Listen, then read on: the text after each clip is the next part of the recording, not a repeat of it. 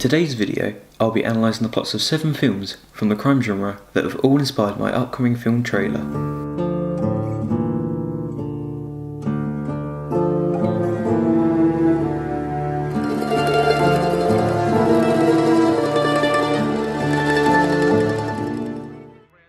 The first film that I'll be analysing the plot of is The Godfather. This film is quite literally the godfather of the crime genre because of its huge role in the revival of the crime genre. Here is the plot summary in detail. The story begins as Don Vito Corleone, the head of a New York crime mafia family, oversees his daughter's wedding with his wife Carmela. His beloved son Michael has just come home from the war but does not intend to be part of his father's successful business. Throughout Michael's life, the nature of the family's business becomes clear. The business of the family is just like the head of the family, kind of benevolent to those who give respect, but given to ruthless violence whenever anything stands against the good of the family. Don Vito lives his life the way of the old country, but times are changing and some don't want to follow the old ways, and look out for community and family. An up-and-coming rival of the Corleone family wants to start selling drugs in New York and needs the Don's influence to further his plans. This clash of the Don's fading old world values and the new ways will demand a terrible price, especially from Michael, all for the sake of the family and who will end up as the next Don. The plot is fantastic, as it was based on a book by Mario Puzo, which means the knowledge of literature has been passed over to Francis Ford Coppola, who knows how to create a great film and has done, as it's nearly an exact replica of the book in terms of film. As you may or may not know, Michael ends up as Don Corleone, and as a story with a lot of twists and turns and a lot of action, it would almost be a lottery to choose who would become the new Don, as so many characters are killed off and you'd expect any one of the Godfather's sons to succeed in. And I'm glad that Michael becomes the new Don, as the story is wrapped up in a great way, with the final scenes being as gripping and realistic as possible. And for an early film, I think that it's a great representation of realism, considering that it was only set in 1945, just after the war, as we see Michael return from the war, which means that the actors and also the director must have paid a lot of attention to detail in this time, because New York looks exactly like it did in 1945 upon my own research.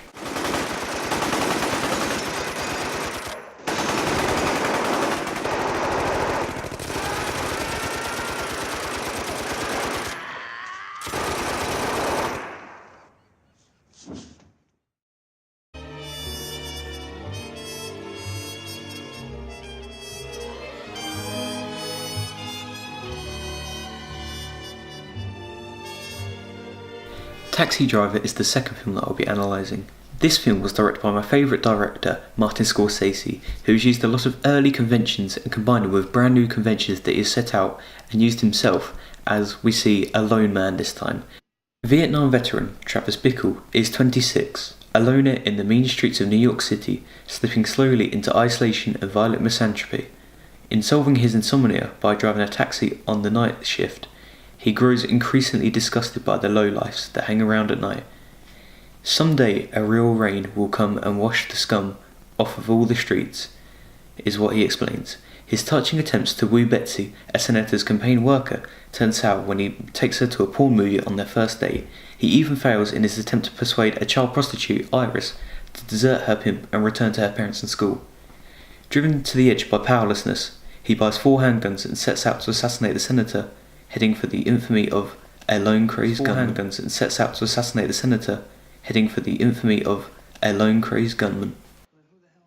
It is clear to see that a lone, driven man is a very popular main character for most crime films.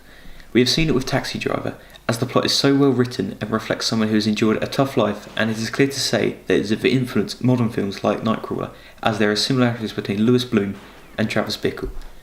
The plot is perfect to take inspiration from, as one of my main conventions is to use a character who is psychologically different from your average Joe, much like Nightcrawler and Taxi Driver.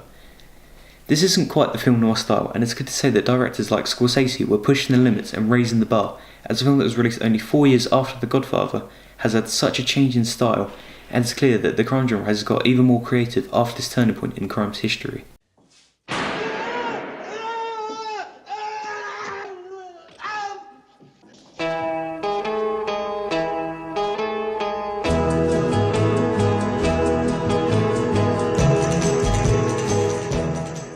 The next plot, which I can take inspiration from, is Goodfellas, directed again by Martin Scorsese. Here is the plot.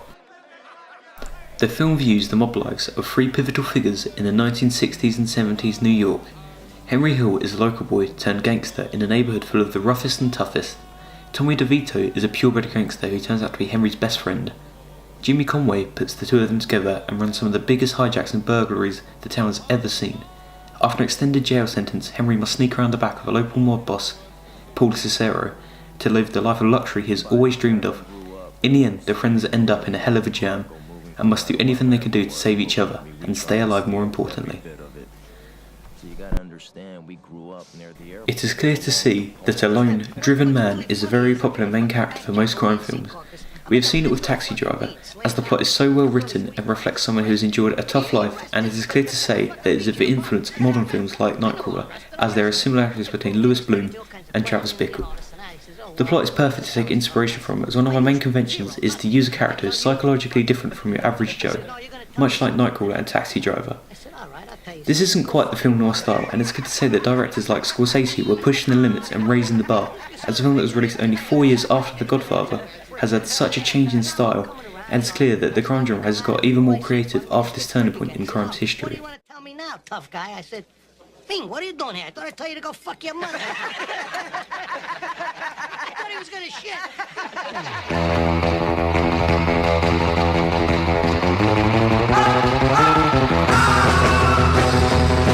Pulp Fiction also has a great plot, and you can tell how much of an influence Tarantino has had on this film, as he directed and wrote the script, just like I will be doing. Vincent Vega and Jules Winfield are two hitmen on the hunt for the briefcase whose contents were stolen from their boss, Marcellus Wallace. They run into a few unexpected detours along the road. Marcellus is out of town. He's gotten Vincent to take care of his wife Mia. That is, take her out for a night out on the town. Things go smoothly until one of them makes a huge error. Butch Coolidge is a boxer who's been approached by Marcellus and has been told to throw his latest fight. When Butch ends up killing the other boxer, he must escape Marcellus.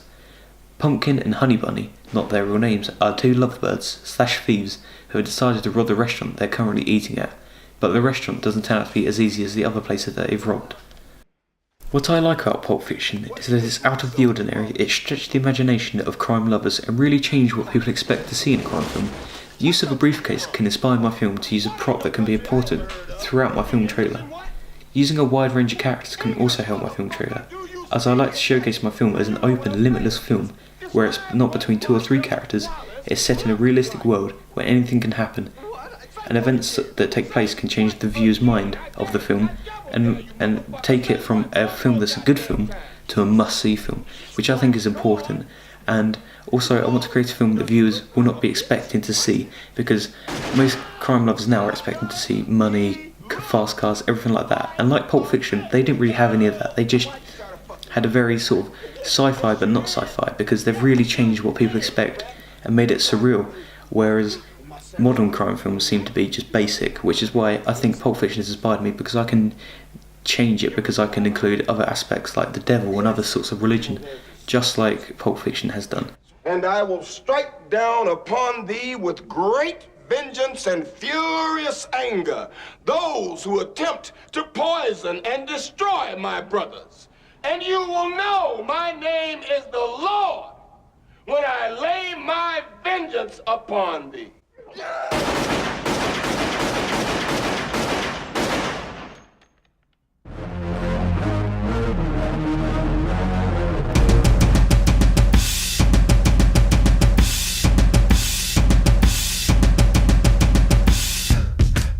The next film is another modern piece of art from the legendary Martin Scorsese's camera. The Wolf of Wall Street depicts the true story of Jordan Belfort and his fortune, as well as his misfortune. In the early 1990s, Jordan Belfort teamed up with his partner Donny Azoff and started a brokerage firm called Stratton Oakmont. Their company quickly grows from a staff of 20 to a staff of more than 250, and their status in the trading community and Wall Street grows exponentially. So much the companies file their initial public offerings through them. As their status grows, so the amount of substances that they abuse, and so do their lies. They draw attention like no other, throwing lavish parties for their staff when they hit the jackpot on high trades. That ultimately leads to Belfort featuring on the cover of Forbes magazine being called The Wolf of Wall Street.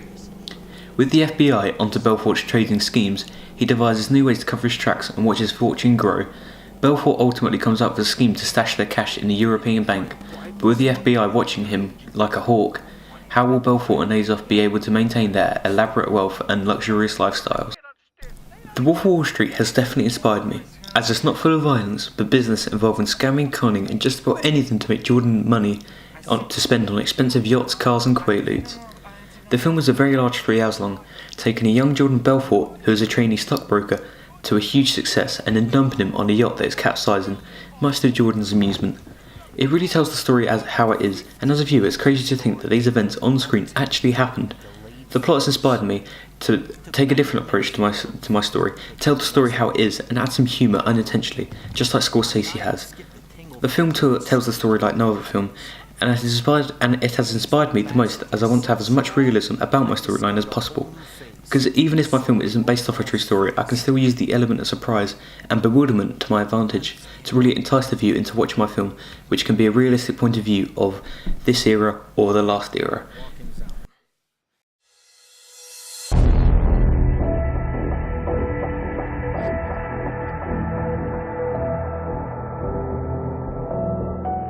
Nightcrawler's different approach to the crime genre is what makes it a must-have for this video. Directed by Dan Gilroy, who is a massive fan of Scorsese's work on Taxi Driver, has really let his inspiration show throughout this film. The small-time thief, Louis Bloom, lives stealing steel, bronze and copper materials from the streets of Los Angeles and is seeking a job. When he sees a freelance cameraman filming an accident, he decides to invest money in a camcorder and a police scanner radio from a pawn shop. He overhears the name of Nina Romina, who is responsible for the TV news of a television station, and whom he steals his first footage to. Lewis learns how to improve his films and hires the homeless Rick to help him. When his competitor, Joe Loader, discloses his new van and equipment to Lewis, he sabotages his van, causing a serious accident. The ambitious Lewis is a sociopath, and for more gore means a better payment for his footages, so he leaves the position of a crime photographer to interfere in crime scenes, climbing into his new career of nightcrawling. Nightcrawler has really inspired me with my ideas for a storyline, as Dan Gilroy used this inspiration from Taxi Driver and changed it so much that it became his own film, and the main aspect I would like to take from this film is the use of the character Louis Bloom. He's detached, has an odd sense of humour, and has a severe lack of social skills. I've really taken inspiration from the skinny, driven psychopath that Louis Bloom is, and although I can take many conventions from this film and use for my trailer, the character Louis Bloom has given me the best idea of how to use my characters when I go to film my film trailer.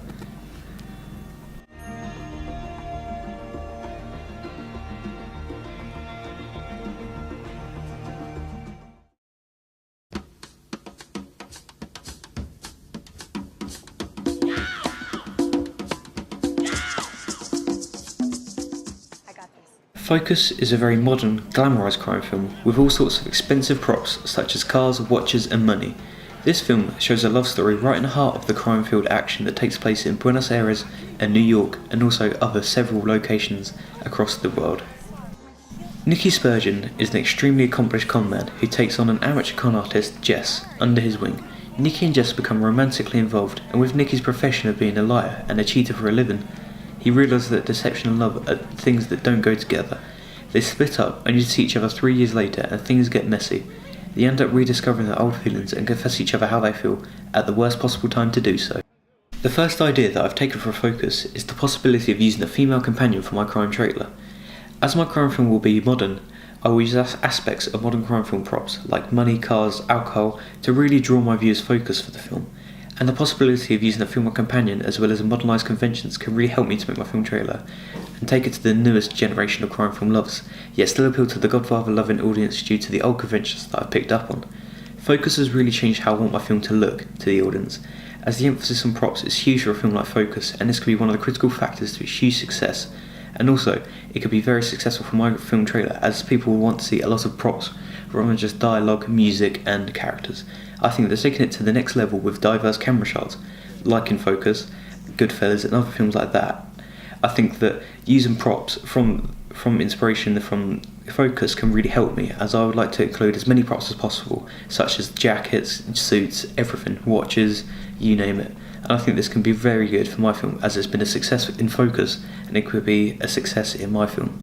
And it cannot multitask. Jesus, when... Human behavior is very predictable. I touch you here, I steal from here. I tap you here, I steal from here. I step to here, you're not gonna slap my face, are you? Why? You would if you knew where my hand was.